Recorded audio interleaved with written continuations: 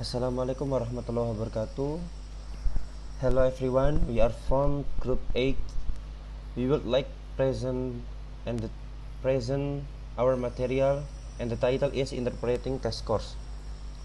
And this is member of group 8. My name is Fakhriza Altaf Putra and my partner is Dewi Kusuma Wardani. So, what is the Interpreting Test Course? The purpose of this paper is to describe concepts which will give meaning to the scores achieved by students. They are measures of central tendency mode, median and midpoint, measures of dispersion, range, and standard deviation, validity, reliability, and item analysis.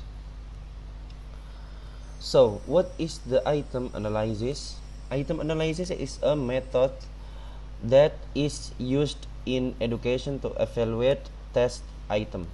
Item analysis is an important, probably the most important, tool to increase test effectiveness.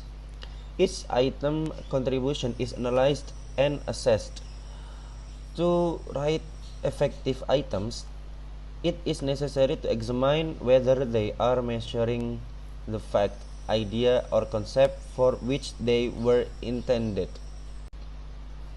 An item analysis can be analyzed by computing difficulty index and discrimination index. The first characteristic is item difficulty, or P.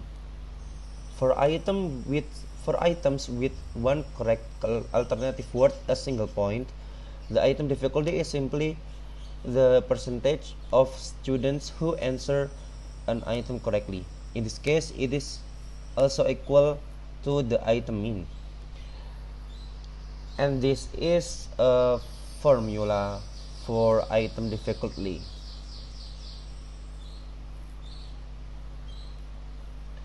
And format ideal difficulty is 5 response multiple choice is 60. 4 response multiple choice is 62. 3 response multiple choice is 66, and true false or 2 response multiple choice is 75. That's all from me. The next, my partner will tell about item discrimination. Assalamualaikum warahmatullahi wabarakatuh. Hello everyone. I am Dewi Kusuma Wardani. Today I would like to talk about the next explanation. This is item discrimination, or RIT. Item discrimination determines whether those who did well on the entire test did well on a particular item. An item should in fact be able to discriminate between upper and lower scoring group. And then second characteristic is item discrimination that have ideal index more than 0,39.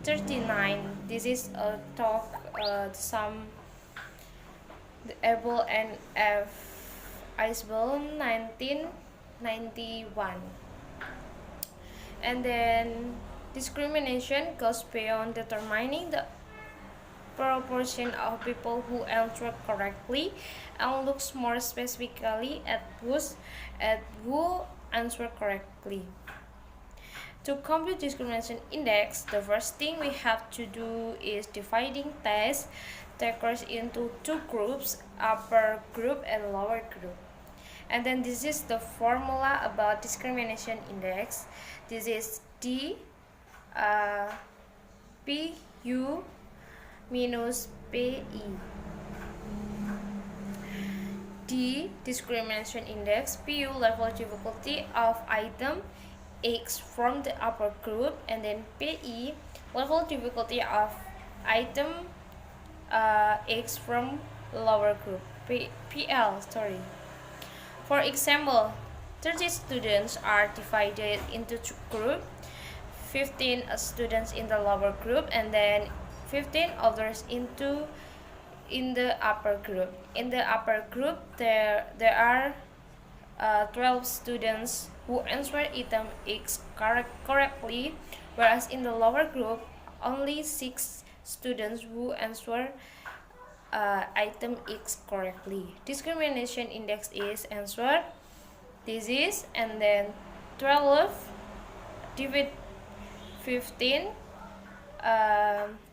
the answer is 0,8, and then PL 6 divide 15, the answer is 0,4, and then discrimination index, this is PU minus PL, no, 0,8 minus 0,4, and then discrimination index, this is 0,4.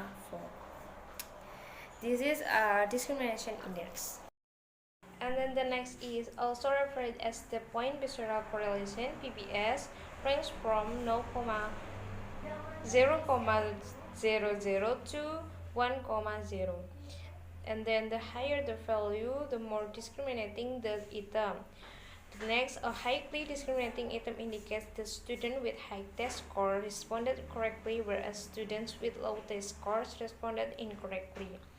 The next is remove items with discrimination values near or less than 0, because this indicates that students who perform poorly on the test perform better on an item than students who perform well on the test. The item is confusing for your better scoring student in some way. Okay, thank you for me. And then the last is the reference.